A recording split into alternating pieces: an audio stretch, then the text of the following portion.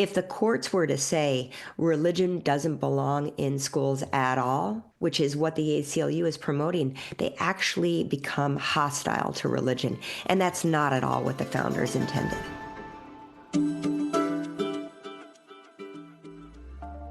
Hi again, everybody. Welcome to another episode of The Narrative. Mike Andrews and Aaron Baer, the long-lost prodigal son. I made it back. I survived. I'm a little worried. You haven't been on the air for a while, so I'm afraid that this is just going to be all the things that have been storming and tumbling around in your head are coming out today. Oh, don't worry. I've been giving all my hot takes to Maria and then our 6 and 9 year olds. So I still got all the takes out there. They just weren't appreciated fully. So wrong audience. Exactly. All right, well, we'll get you. Our 6-year-old especially is like, what are you talking about? This is nonsense. We will get you the right audience today with our narrative family out there.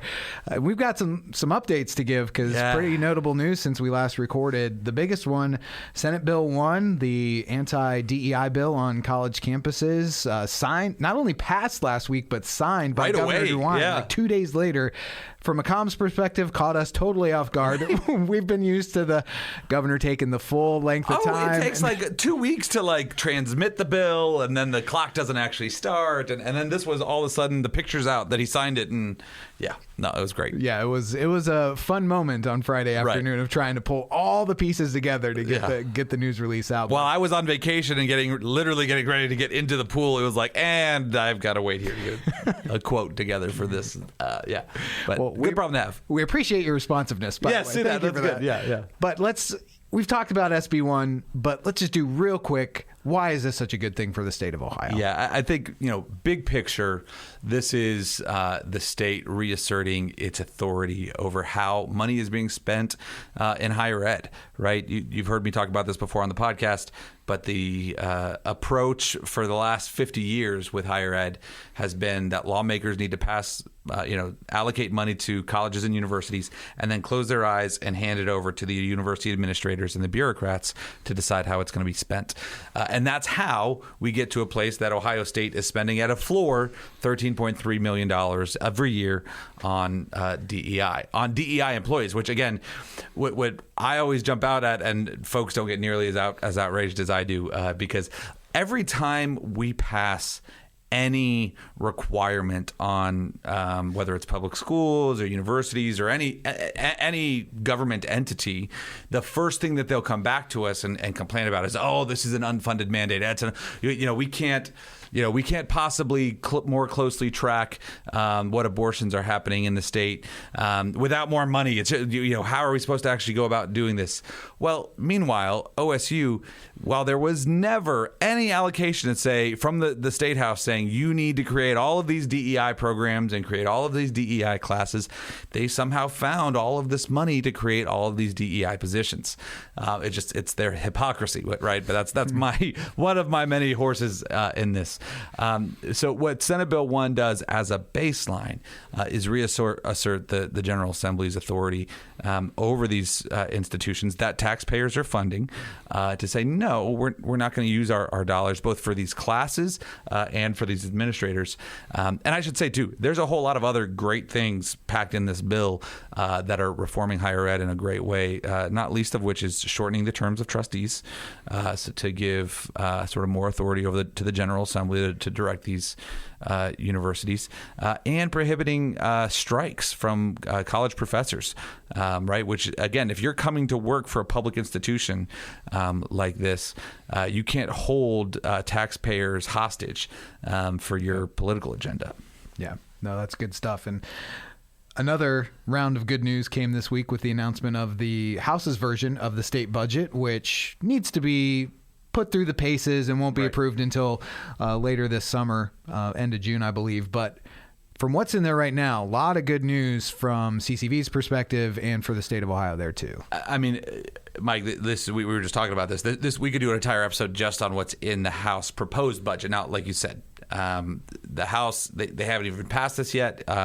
According to the Speaker in his press conference yesterday or a few days ago, it's going to get passed, I believe, on April 9th. And then it's going over to the Senate. And the Senate has a whole process they got to go through. And then it's got to go to something called conference committee. And they've got to go through everything. And then it's got to get sent up to the governor. And he has a line item veto, so he can take stuff out. So we are a long way from having this done. However, getting something into the House budget is a really, really big deal. And it shows that the legislators care about that issue if they care about it enough to put it in their budget proposal. That's exactly right. And this is, we have a 2-year session. We have a mini Washington in Ohio, and probably 60 to 70% of the substantive policy that passes out of the General Assembly will be done in this budget document, both in terms of money allocations, but actually even public policy. So I'll give 2 quick examples of that.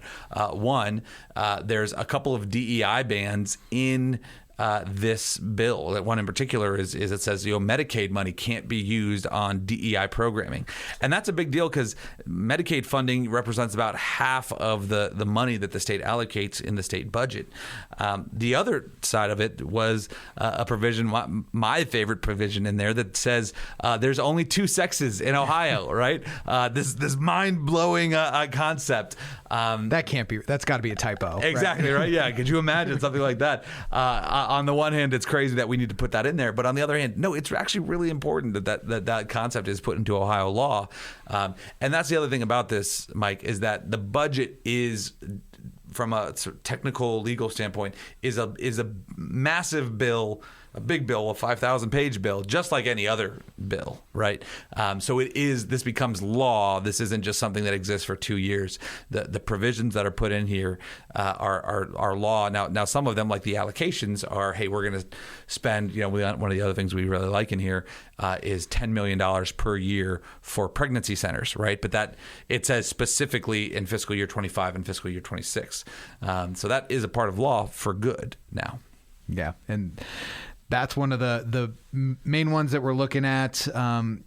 We saw some wins for school choice as well. We don't want to overlook those because we've had a full conversation last week about some educational issues and what it could mean with the dismantling of the Department of Education. And now this step seems to put Ohio even in better position should those changes take place and actually roll down to the states. Yeah, there's one CCV bill, OSEN bill, that we've been advocating for, and this is a little bit in the weeds, but there are some schools in Ohio, they're primarily Christian schools, that don't take ed choice voucher dollars right now.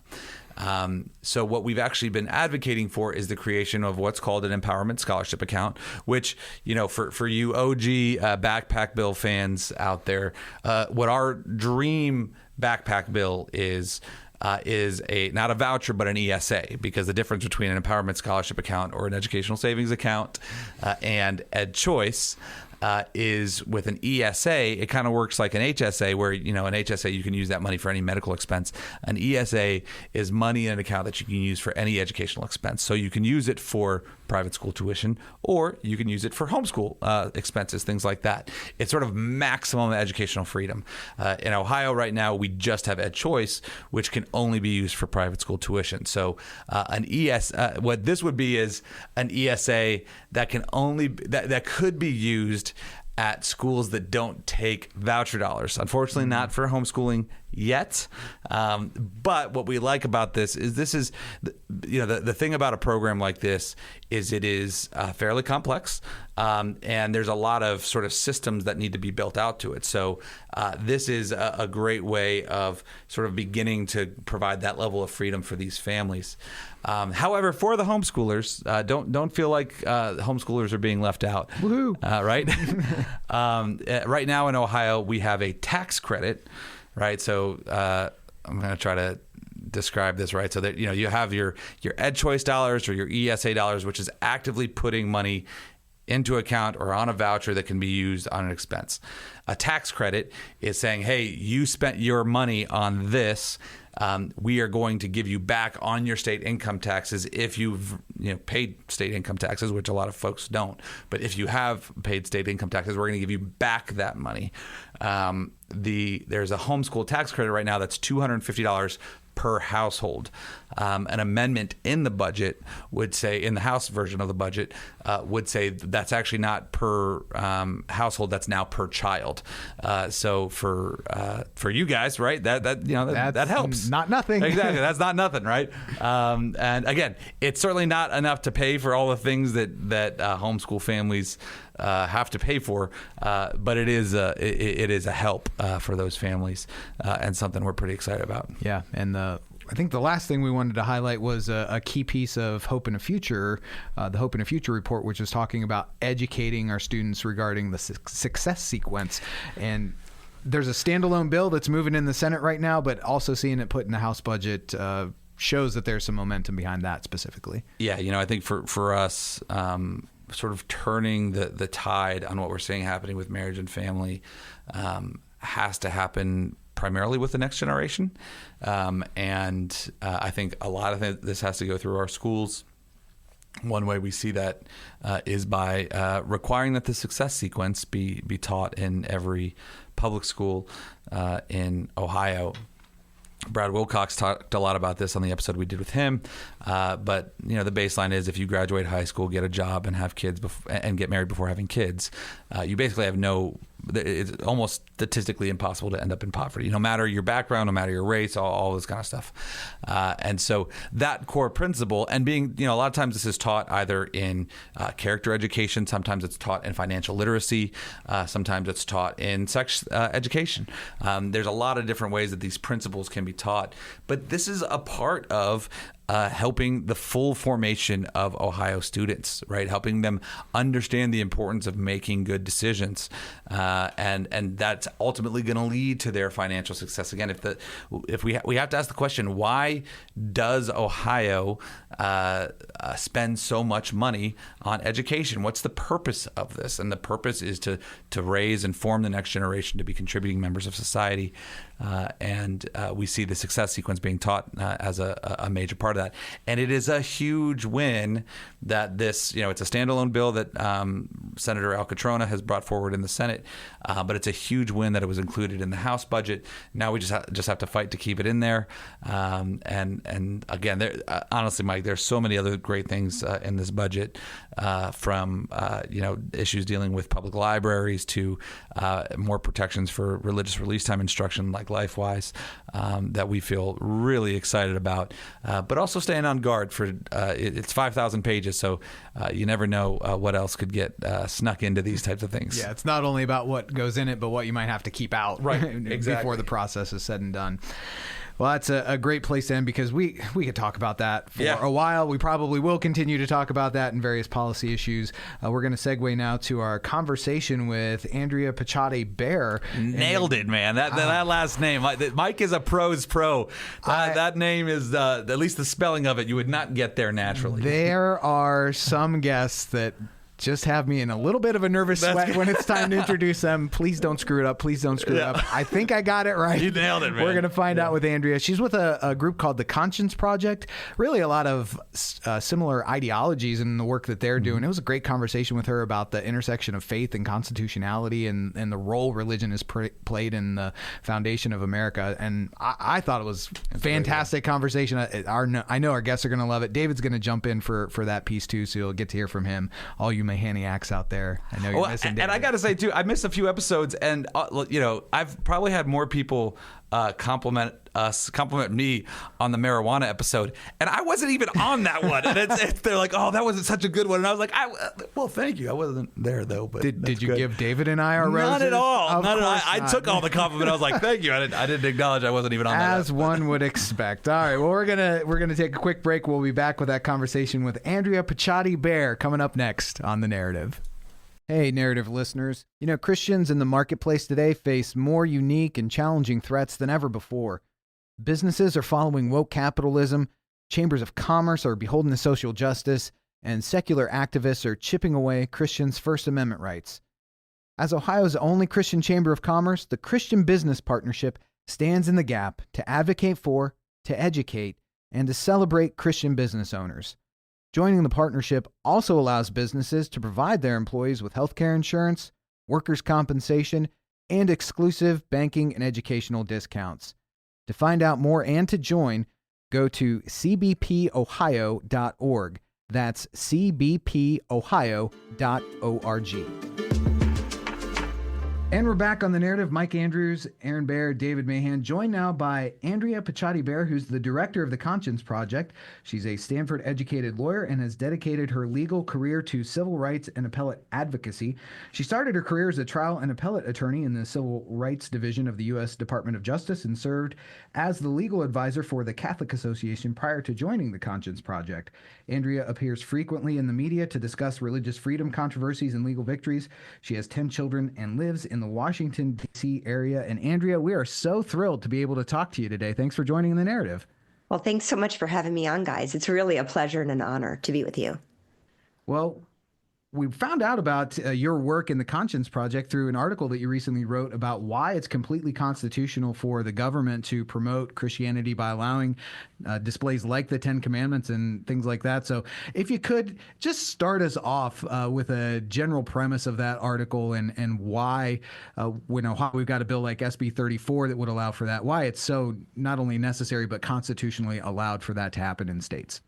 Yeah, great, Mike. That's a great question. Not only is Ohio and Louisiana, which was the case that I was commenting on in that article, but there are a number of states across the nation, red and blue, that bills are being proposed for displays of the Ten Commandments in public schools. And it's really kind of an exciting reminder of the value and the importance of educating our young people and the history of our country and the role of religion in that history. And so Louisiana last summer passed a law that was signed by Governor Jeff Landry mandating the display of the Ten Commandments with a context statement in every public school classroom. And even before that law could go into effect, guess who went to court? The ACLU sued, and they claimed that it was a violation of the two religion clauses of the First Amendment, a violation of the Establishment Clause and a violation of the Free Exercise Clause. Unfortunately, a lower district court judge agreed with them and put an injunction on the law, so the law couldn't go into effect. But earlier this year, the Fifth Circuit Court of Appeals, a panel, heard oral argument in the appeal, and hopefully they're going to vindicate the law, because I do believe, and we'll talk more about this, why it's constitutional. But if they don't, I'm sure that the Supreme Court will. This Supreme Court has just been, fabulous when it comes to a proper understanding of our Constitution across the board, and in particular, those religion clauses of the First Amendment. Andrea, I want to dive in a little bit to something you just said, because I think the way you described the ACLU's lawsuit is so important, because most of the time when the media is writing about the story, they'll say the ACLU sued Louisiana for violating the separation of church and state. But that's one, they can't sue Louisiana for violating the separation of church and state, because there's nothing in the Constitution that says there is a separation between church and state. They sued over two specific clauses in the Constitution and saying that they violated those. I want to make sure we get back to why this is actually a really good. This is not just a legal law, a constitutional law, but it's a just and a good law to have on the books. But since we're heading down this path, I want to take those two specific claims that they're making and unpack those a little bit to say, hey, this is why there actually isn't an issue here from a legal side. If there was maybe a line in the Constitution that said there's the separation of church and state, maybe you could make that argument, but that's not in there anyway. So could you take those two claims and unpack those a little bit? Yeah, Aaron. I think that there's just a very poor understanding of our Constitution. And that's something that's happened, I think, for all of our generation, right? And a lot of it stems from a misunderstanding of some statements made by the founders, principally Thomas Jefferson, who famously wrote a letter to the Danbury Baptists in, I think it was 1870, if I'm correct, saying that there was, a wall between church and state. And that separation of church and state has been grossly, wildly exaggerated. First off, in an amicus brief that I filed in that Fifth Circuit case that I mentioned involving Louisiana, I was joined by a legal scholar, Professor Mark David Hall from Regent University. And he's just an amazing person. And I'd really encourage everyone to read what he's written, his books, his articles. But he goes through the legal history of the founders and how they understood the separation between the church and state. And it wasn't that there would be a lack of religion in the public square, but really a check on the government from coercing religion or, more importantly, interfering with the autonomy of churches. So that's one really important clarification. And in this brief and in writings that we've done recently and in a law review article that we have coming up, it really is to talk a bit more globally, to check our misunderstanding as Americans of our tradition, of the relationship between the government and faith in the public square. So that separation issue is first not a legal issue, as you mentioned, and it's just not true when it comes to the history of America, especially at the founding. Let's just look, particularly at the founders themselves. We've got George Washington giving his Thanksgiving proclamation, thanking God. In his farewell address, he talks about the importance of a religious and moral people. If anyone's listening to, the writings of John Adams, John Quincy Adams, to his own son, talk about the role of religion. So even though Thomas Jefferson, who wasn't a particularly religious person, even he understood that religion had an important role in American society. And he did that by calling his fellow Virginians. I live in Virginia right now, so I take this as a point of pride, calling his fellow Virginians when he was a governor to pray and give thanks. He also, as president, allowed the War Department and the Capitol be places of religious observance and prayer. So the idea that since our beginning, religion had no place in America simply is not true. And unfortunately, the ACLU brought as a quote unquote expert a professor that actually used to be the director of the Freedom from Religion Foundation to say that there's no historical basis for religion in American society. And that's, again, wildly false. Any lover of American history will know that from our very inception, religion was important. Even while we are a pluralistic society, it is one that allows religion into it. So to get to the kind of legal nitty-gritty, Aaron, though, we've got, the religion clauses of the First Amendment. The first is that the government can't establish a religion. And the second is to protect the free exercise of religion. And it used to be in the 1970s and 1980s that the court thought that those were in tension, right? That they were somehow pitted against each other in some of the Supreme Court's decision. More recently, this Supreme Court has really shown that they work in tandem.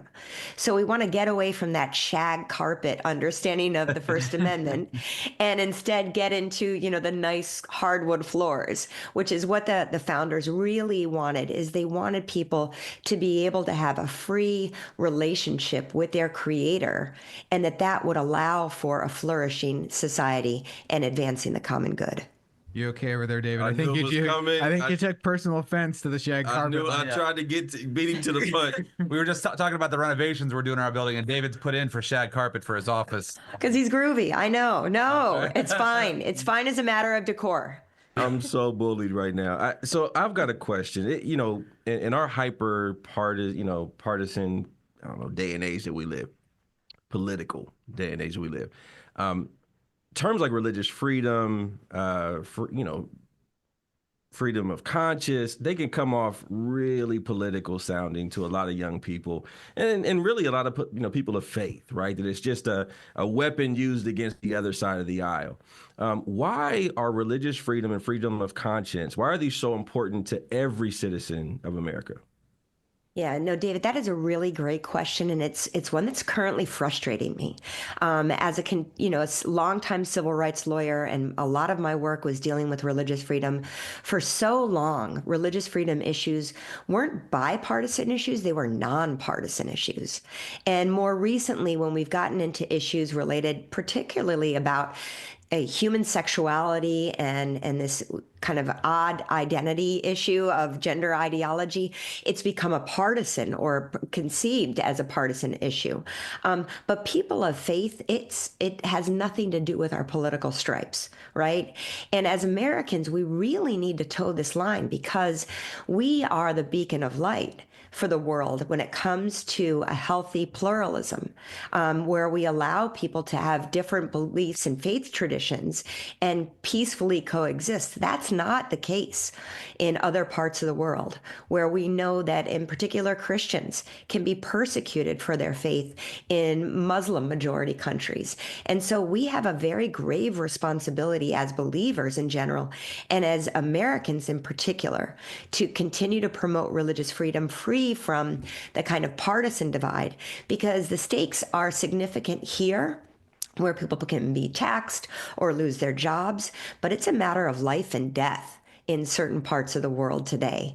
And so I agree with you that it's time that we stand as believers, even if you have progressive ideas or liberal ideas, or I have conservative ideas, but we stand together as believers in the importance of religious freedom here at home in order to advance that abroad as well. I want to kind of go back to sort of the roots of this concept, because again, you have the two aspects of this legislation, which is one, is it constitutional, which we very much think it is, but then there's the other side of it of why is this a good thing for us to have in our classrooms? Why even we've had these debates about why is this good to have on monuments outside our state houses, but I want to go, I think even more so, it's more important that we have these in our classrooms and we teach these concepts to our kids. Why is that? Whether, for American citizens generally, why is this a good thing to have in our classrooms today? Yeah, Aaron, I think that that's a really important question that we should all be asking ourselves. And it really starts with what's going on with American young people today, right? And we've seen time and time again research showing that there's a disconnect, that there's a grave mental health crisis afflicting our young people, that there's this sense of loneliness and despair. Depression is on the rise. Violence is happening in young people against one another. That was never the case. And so there's a reckoning that we have as a society, an American society, to try to bring people back to first principles, right? And among those first principles are the fact that we have a relationship with a creator who loves us, who sets forth commandments not to restrict our liberty, but to actually free us. And that the 10 Commandments are kind of a listing of freedom, and as Americans, we really want to celebrate the liberty that we have, the true freedom that we have to have a personal relationship with God, to be able to seek him, and to be able to relate with one another in a way that reflects the love of God. Now, we're seeing that happening, as I mentioned earlier in our conversation, across the country. Lawmakers are waking up to that important call, that they have a responsibility to make sure that the education not only is tied to kind of the historical underpinnings of our legal tradition, but also that we give young people a chance to contemplate these truths that this is a service to young people. If you walk into a public school in many states, I'm sure in Ohio, you can see all sorts of posters up against the wall that often confuse children. And so why not give something that's a clarifying document, especially when it ties to kind of their connection to the communities that they live in, their connection to the country that they should love. So I think that it's wonderful that lawmakers are waking up to this important role to look at the fundamentals in education, and they're not coercing children. And this is an important thing about all of these bills, proposed laws that are out there. It's not mandating that children study it. It's not mandating that teacher teaches it or the kids are quizzed on it. It's basically inviting kids to look at it, to contemplate. And as we know, that the faith doesn't impose, it proposes. And this is a proposition that's being offered. I think it's very important and good. And most people, even if you don't have a Jewish or a Christian tradition, even Muslims recognize that the Ten Commandments can be an important guide for young people. And I think it's a wonderful opportunity. So I do definitely think not only is it constitutional, but it is good and just. Well, and there's something to be said as well. I've talked about this book on the podcast before. One of my favorite recent reads is Tom Holland's book Dominion. I don't know if you've read, but it documents the sort of 3,000-year arc of how Judaism, but then in particular Christianity, really changed Western culture, and so much of our understanding of the world around us has been shaped by that, right? Whether it's things like healthcare, things like education, things like poverty programs, and things like that we take for granted so much in America today. And what I love about this law and this concept is it's actually teaching kids, hey, this is how we got here, right? I think there's a general view amongst a lot of this generation, even my generation, millennials, that this all just sort of popped up, right? That all of a sudden we universally recognize that everybody has inherent dignity, and there's a concept of fairness matters. And we've obviously, you see the left taking these to whole other realms, but it wasn't naturally this way. And it was concepts, things like the Ten Commandments, and this recognizing we were created for a purpose that allowed more people than ever before in world history to prosper here in a country like ours. No, you're absolutely right. And I do think that, we tried the burn it all down approach. Yeah. And it didn't work. It didn't bring any greater satisfaction. It didn't bring any greater tranquility among one another. Instead, bringing young people back to these truths. And I think, I don't want to think of it as a pendulum, because I don't want it to swing away either. I really think it as a centering. We're centering back on our relationship with a creator, and that brings greater stability. I think we can really see that, especially with younger, let's say the 20-somethings that are coming back to church, they're really leading their communities. Their families are stable. They're committing themselves to one another. Families are actually happening. Children are being born. And it's a great thing that we can celebrate as a society. We want to cultivate this with the next generation as well. I've got, a bunch of school-age kids still, and I can see the role of our Lord in their lives. And when they think of just the mundane, everything goes kind of sideways in their lives and at home as well. Yeah, I love the way that you're framing this in the community terms, the communal terms. Aaron, when you were talking a moment ago, I thought of C.S. Lewis and the chronological snobbery of just like, we would have gotten here eventually. Like we would have figured this out on our own. But you also see that aspect of when we've pushed the Ten Commandments out of schools, that we've seen what that leads to in a rise of bad behavior and just kind of a free-for-all of morals. And worse education outcomes, right? Yeah, I mean, the American Enterprise Institute, of all places, had a a report that showed when prayer came out of schools, educational outcomes plummeted. And again, how can you know things if the job of schools is to teach kids to know things? How could they know things if we're not saying there's any foundation for them to be built off of, right? If everything is sort of relative, how can you know anything? And you can see that having an impact across the board. Yeah, and at the very least, when they look at the Ten Commandments and are forced to reckon with them or reconcile them, you see a pretty good blueprint of how you should interact with people that you're around on a daily basis, if nothing else. Well, and the other thing is if we tie it to respect for the individual. So I was talking a lot about kind of how it's good for the common good. This advances the common good. But actually, the dignity of the individual is enhanced when we understand that we are children of God, right? That there's a divine filiation. So we are made in the image and likeness of God, worthy of being treated as dignified. Doesn't mean that we're equal in our abilities. I am not really that good at highlight.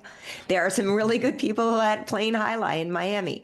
So they're different than I am in certain skill sets, but we are equal dignity before our Lord, and we should be treated and recognized as such. When we go back to all of the individual liberties recognized by the founders, they had at their foundation this imago Dei, right? That each individual was dignified. Now, obviously, we have a little difficult situation where women, where African slaves were not recognized as worthy of that dignity. Fortunately, I think we're at the place where we do recognize the inherent dignity of each and every person made in the image and likeness of God. When you have, so for the state of Ohio, it's all about, we've got an actual seal and at our state house, right, that says with God all things are possible. We've got this bill, SB 34, that basically says, okay, you've got 9 different historic documents need to be, there's an amendment, 4 of them need to be displayed at least in social studies or and then you've got the argument from the ACLU and different ones that are saying we are pushing religion on other folks. And so they are claiming the freedom of religion argument. How do they deny that this country was founded on religious principles when we actually have the word of God etched into the Supreme Court, etched into the state house grounds here in Ohio, and different, state legislatures across the country? What is their argument? How do they deny that? I have no idea how they successfully deny that. They do deny it, and part of it is there's a bit of smoke and mirrors going on with the ACLU and friends, right?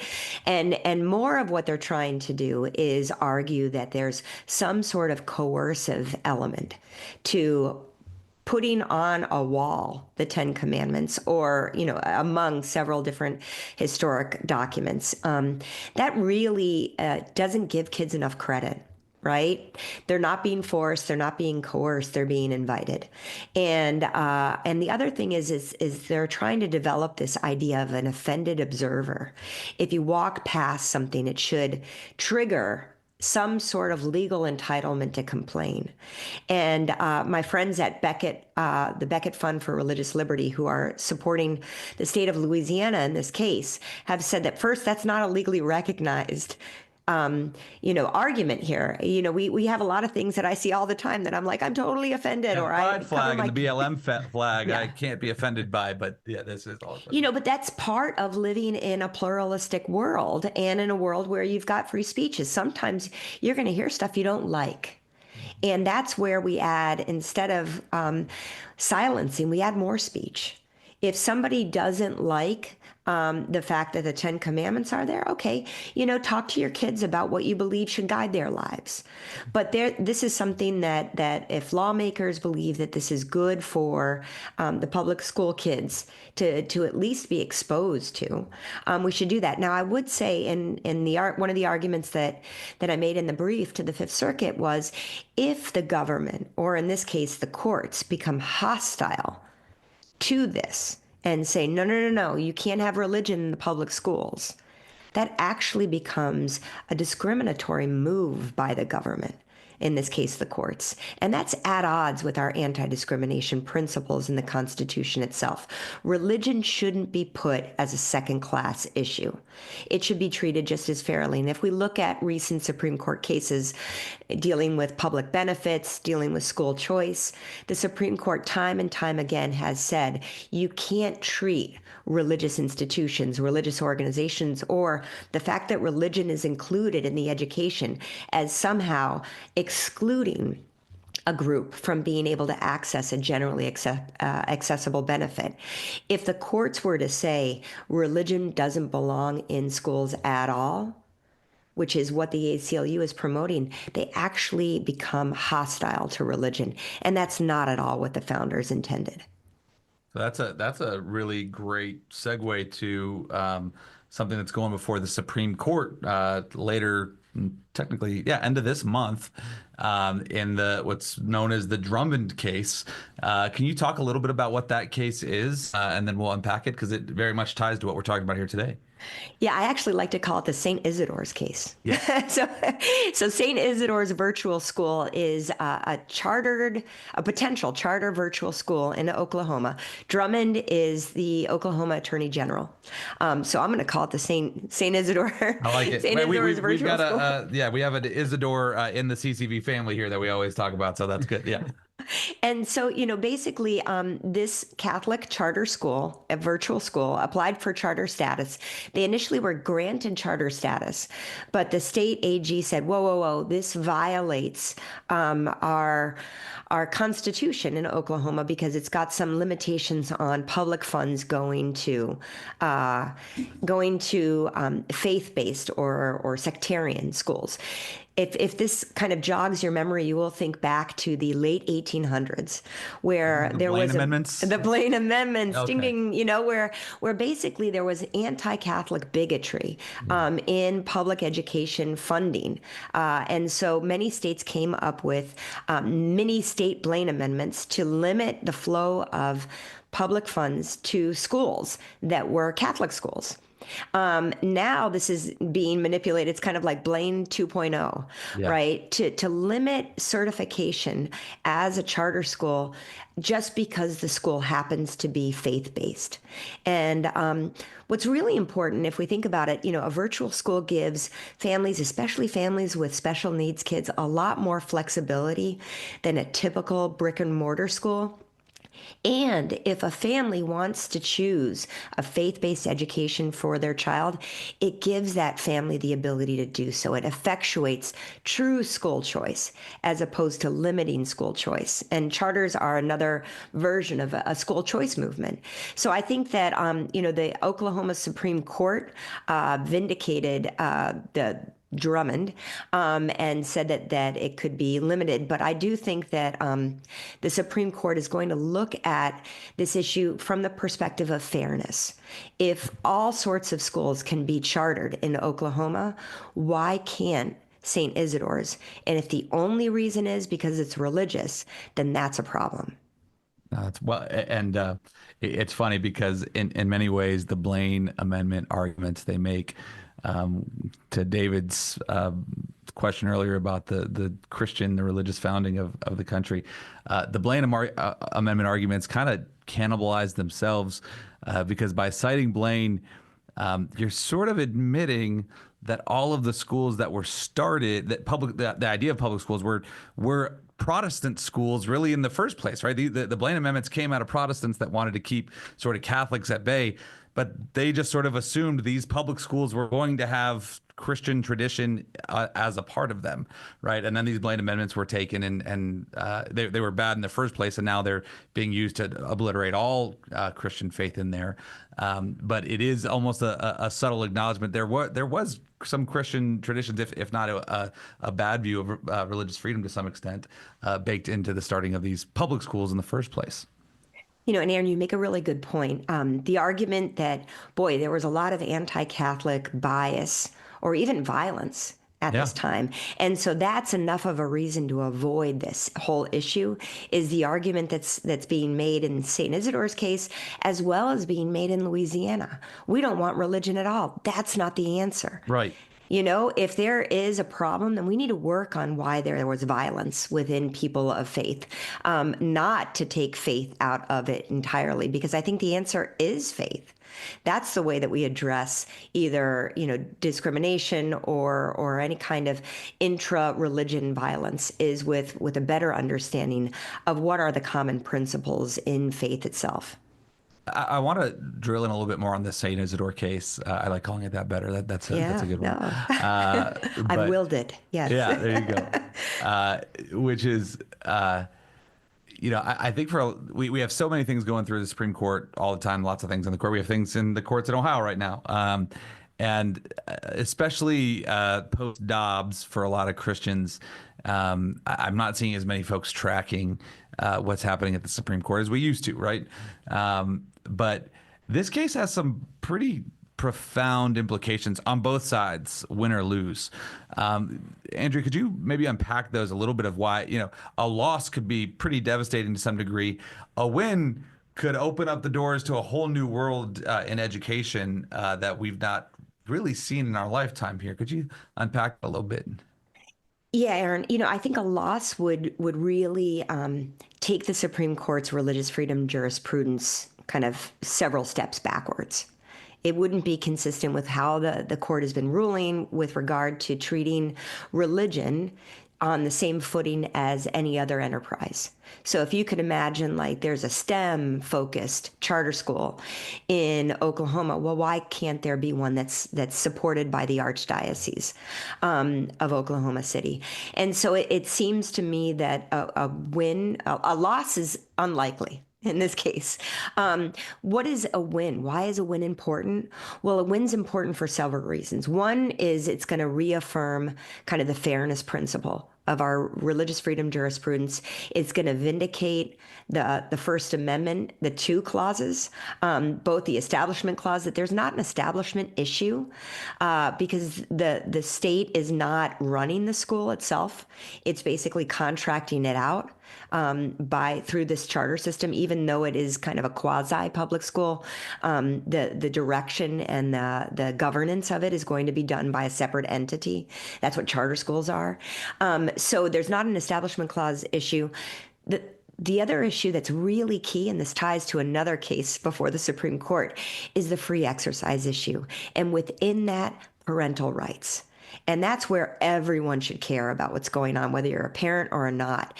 Your ability to choose the right fit for your kid, especially if that right fit includes something consistent with your faith tradition, or even if you're not Catholic, thinking that, boy, Catholic schools are just super effective at educating, and I want my kid to be in that environment. This is giving effect to parental rights. And that's an issue that's going to be directly at issue in another case that's going to be heard in April as well, and that deals with Montgomery County, Maryland. And there's a group of parents in Montgomery County, Maryland public schools, and they have said, we don't want our K through 8 kids or pre-K through 8 kids being exposed to pride storybooks that are part of Montgomery County's literature or language curriculum. Their school board told them that they couldn't opt their kids out of exposure from those pride storybooks. And the Supreme Court is going to review their claim. Their claim involves both First Amendment free exercise as well as 14th Amendment rights as parents, the ability to choose what your kid's education is going to be and to not have to expose your kids to things that are going to be at odds with your religious beliefs. So this is huge. I think you're right that people paid lots of attention to the Supreme Court up until Dobbs. I think we need to continue to look at it because the Supreme Court is vindicating key, important rights along the continuum of life, especially when it comes to the formation of children in the faith. Yeah, that's a really good summary of a couple cases that are coming up. As we start to wrap up, I'm going to ask a question that's probably too broad for this point of the interview, so bad interviewing on my part, which is just par for the course. But in your work with the Conscience Project, are there other religious controversies, religious freedom issues that you're closely monitoring right now or that our listeners should have on their radar as well?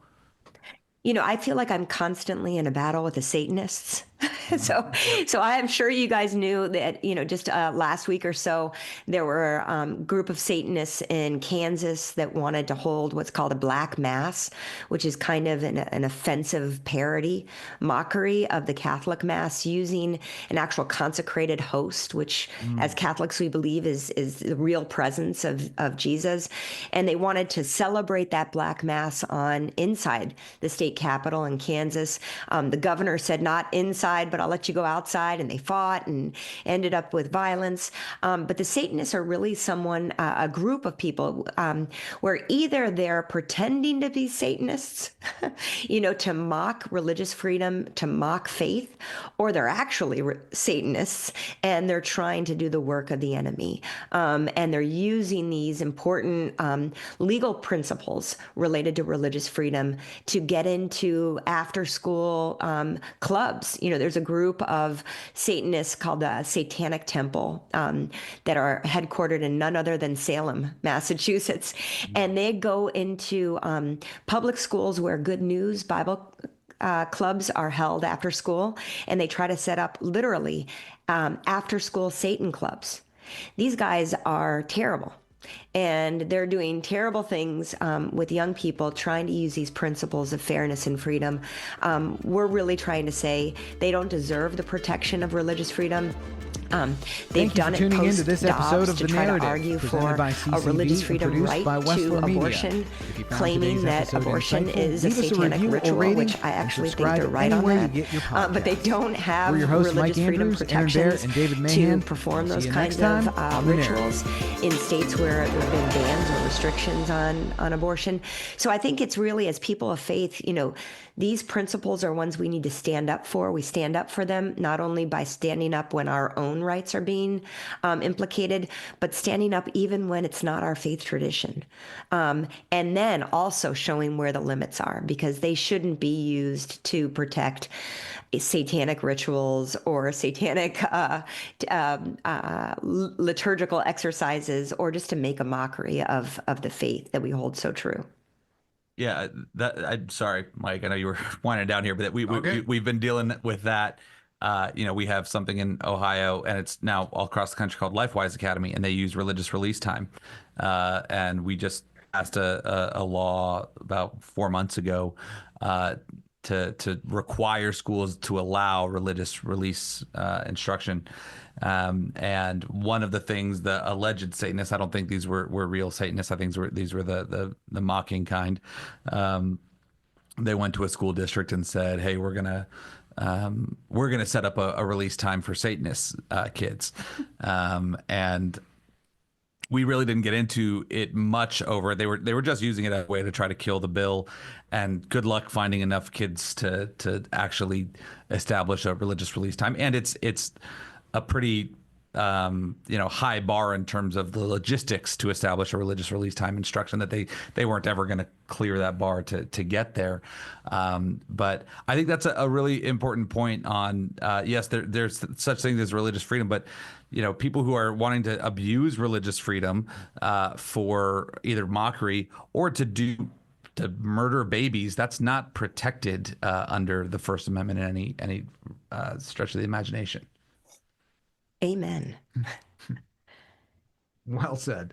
Well, Andrea, this has been great talking to you today.